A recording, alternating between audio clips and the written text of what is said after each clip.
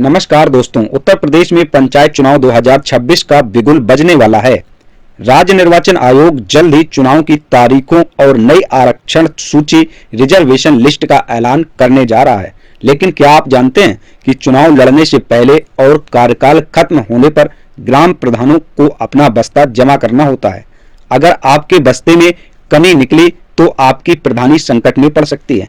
आज के वीडियो में हम बात करेंगे कि बस्ते में कौन से कागज जरूरी हैं और चुनाव की संभावित तारीखें क्या हैं। दोस्तों, आप सभी को वीडियो अंत तक देखना है जिससे किसी भी प्रकार की जानकारी मिस ना हो।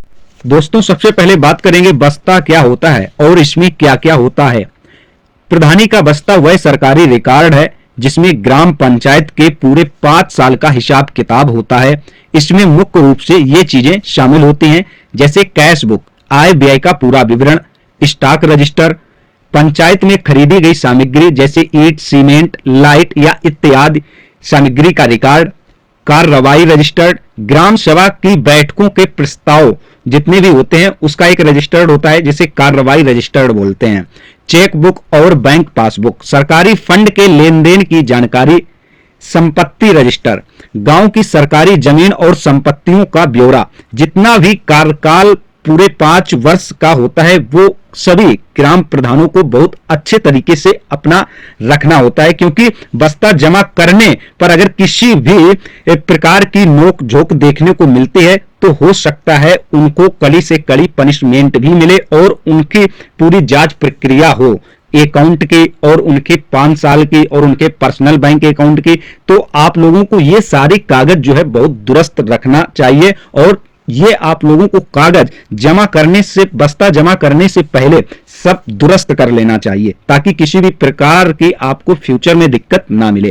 कागजों को मजबूत कैसे रखें, सबसे महत्वपूर्ण हिस्सा आप लोगों को यहां पर मैं बता रहा हूं। चुनाव लड़ने से पहले वर्तमान प्रधानों को ये कागज मजबूत रखने चाहिए ताकि जांच में कोई दिक्कत ना आए। जैसे कि यूसी उपयोगिता प्रमाण पत्र, जितना पैसा खर्च किया गया है उसका उपयोगिता प्रमाण पत्र तैयार रखें कि कहां कहां आपने जो सरकारी कोष से पैसा मिला है आपने कहां कहां खर्च किया है, इसका आप लोगों को हिसाब रखना है और यूसी प्रमाण पत्र बनवाना है। एमबी मेजरमेंट बुक, कराए गए विकास कार्यों की पैमाइश बुक अपडेट रखें और आप लोगों को न्यू ड्यूज सर्टिफिकेट, यह सुनिश्चित करें कि आप पर कोई सरकारी देनकारी बकाया ना हो, यानी कि किसी भी प्रकार का आपका जो पैसा है वो सरकारी देनकारी बकाया ना हो किसी भी क्षेत्र में। और वाउचर बिल्स, हर छोटे बड़े खर्चे का पक्का बिल फाइनल में लगा होना चाहिए। जो आपका बस्ता है फाइनल फाइल में ये कागज लगा होना चाहिए। 5 साल का जो जो वाउचर पास हुए हैं जिस जिस विकास कार्य के लिए, तो उसका एक पूरा पक्का बिल वहां पर लगा होना चाहिए हर किसी का, यानी कि जो विकास कार्य हुए हैं। क्योंकि अगर कोई भी जांच बैठती है, अगर उन्हें किसी भी प्रकार का कंफ्यूजन होता है तो सबसे पहले ये चीजें चेक की जाती हैं। बस्ता कब और कैसे जमा होता है। नियम के अनुसार ग्राम प्रधान का कार्यकाल खत्म होने के 24 से 48 घंटे के भीतर या चुनाव की अधिसूचना जारी होने के बाद जिला प्रशासन के निर्देशानुसार बस्ता पंचायत सचिव यानी वीडियो को सौंपना होता है, जो आपके सचिव साहब हैं। यदि समय पर बस्ता नहीं सौंपा गया तो प्रशासन कानूनी कार्रवाई कर सकता है और आपकी अगली प्रधानी की दावेदारी रद्द भी हो सकती है। ये बहुत ज्यादा ध्यान रखना है जितने भी प्रेजेंट टाइम में प्रधान बने हुए हैं, क्योंकि समय से पहले आप लोगों को सारे कागज दुरुस्त रखना है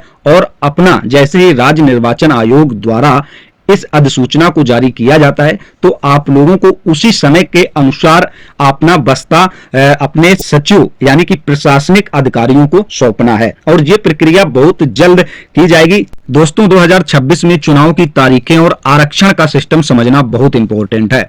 2026 के चुनाव के लिए परिसीमन और आरक्षण की प्रक्रिया चक्रानुक्रम रोटेशन के आधार पर होगी। यह कहना बिल्कुल संभव नहीं होगा, क्योंकि आप सभी लोग जानते हैं पूरे भारत में लगभग 12 राज्यों में SIR चला था और उत्तर प्रदेश में भी SIR की प्रक्रिया अभी जारी है। फाइनल वोटर लिस्ट अभी आना बाकी है। ड्राफ्ट मतदाता सूची राज्य निर्वाचन चुनाव आयोग द्वारा जारी कर दी गई है। 6 जनवरी 2026 को ड्राफ्ट वोटर लिस्ट जारी हो चुकी थी। आप लोगों को दावा आपत्तियां दाखिल करने का समय लगभग 1 से 1.5 महीने तक का मिला है। आप लोग 27 फरवरी के पहले अगर आप ये काम करा लें तो ज्यादा ही अच्छा रहेगा, जिससे आपका समय रहते फाइनल वोटर लिस्ट में आपका नाम आ सके और आप वोट डाल सकें। और जो कैंडिडेट उम्मीदवार हैं इलेक्शंस लड़ने के लिए, अगर उनका नाम इस ड्राफ्ट वोटर लिस्ट में नहीं है तो उन लोगों को विशेषकर यहां पर ध्यान देना है, क्योंकि जिसका नाम फाइनल मतदाता सूची में होता है वही लोग वोट डाल पाएंगे और वही कैंडिडेट इलेक्शन लड़ पाते हैं जिनका नाम फाइनल वोटर लिस्ट में होता है। तो अब इसका जो अंतिम प्रकाशन है, फाइनल वोटर लिस्ट का जो प्रकाशन है वो राज्य निर्वाचन चुनाव आयोग द्वारा मार्च में किया जाएगा। तो जैसे ही SIR का फाइनल मतदाता सूची का प्रकाशन किया जाता है उसके बाद राज्य निर्वाचन चुनाव आयोग द्वारा बहुत जल्द सभी में फैसले लिए जाएंगे, चाहे वो रिजर्वेशन को लेकर हो, चाहे वो ग्राम प्रधानों के बस्ता जमा करने को लेकर हो, या वो चुनाव की तारीखों को लेकर हो। तो अभी से यहाँ पर किसी भी प्रकार की डेट घोषित नहीं कर सकते हैं जब तक यहाँ पर SIR की प्रक्रिया पूरी नहीं हो जाती और चुनाव आयोग द्वारा किसी भी डेट का अनाउंसमेंट नहीं होता है। लेकिन अगर संभावित देखा जाए तो अप्रैल और मई के बीच में चुनाव होने की पूर्णतया संभावना है, क्योंकि 2021 में यहां पर अगर देखा जाए तो अप्रैल मई के टाइम में ये इलेक्शंस हुए थे और इसके बाद उसका जो समय है वो भी पूरा हो रहा है। और यहां पर 2021 में 4 फेज में उत्तर प्रदेश में चुनाव चल रहे थे लगभग 75 जिलों में, और इस बार भी 57,000 से ज्यादा ग्राम पंचायतों में चुनाव होना है और हो सकता है इस बार भी 4 फेज में चुनाव हो। तो जैसे ये चुनाव आयोग द्वारा किसी प्रकार की अपडेट आती है या उनके द्वारा कोई अनाउंसमेंट किया जाता है या किसी भी प्रकार का बदलाव किया जाता है तो उसका अपडेट आप सभी लोगों तक जरूर पहुंचाऊंगा। अगर आप लोग इस चैनल पर नए हैं तो चैनल को सब्सक्राइब जरूर करें ताकि आप सभी लोगों को समय समय पर नए अपडेट मिलते रहें और जिससे आप लोगों को सारी जानकारी सही पूर्वक से मिल सके। दोस्तों, अगर आप भी इस बार चुनावी मैदान में उतर रहे हैं तो अपने दस्तावेजों को आज ही दुरुस्त कर लें। पंचायत चुनाव से जुड़ी हर छोटी बड़ी खबर के लिए आप अपने चैनल योजना नेट को सब्सक्राइब करें।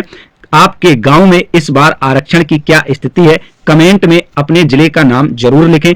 और वैसे तो कुछ कहना अभी संभव नहीं है जब तक SIR की फाइनल वोटर लिस्ट नहीं आ जाती और राज्य निर्वाचन चुनाव आयोग द्वारा किसी भी प्रकार का अनाउंसमेंट नहीं हो जाता। तो यहाँ पर आप लोगों को किसी सोशल मीडिया के बहकावे में नहीं आना है। काफी तरह की सोशल मीडिया में वीडियो चल रहे हैं कि अब मार्च और फरवरी मार्च में इलेक्शंस होंगे और बहुत जल्द आरक्षण रिजर्वेशन ये निकल कर आ चुका है। तो अभी ऐसा कहीं कुछ नहीं निकला है, इस पर बहकावे में ना आए। आप लोगों को मैं साफ साफ बता देता हूं कि जब तक SIR की फाइनल वोटर लिस्ट नहीं आ जाती और राज्य निर्वाचन चुनाव आयोग द्वारा किसी भी प्रकार की घोषणा नहीं हो जाती तब तक किसी भी प्रकार का आप लोग कंफर्म डाटा ना समझें।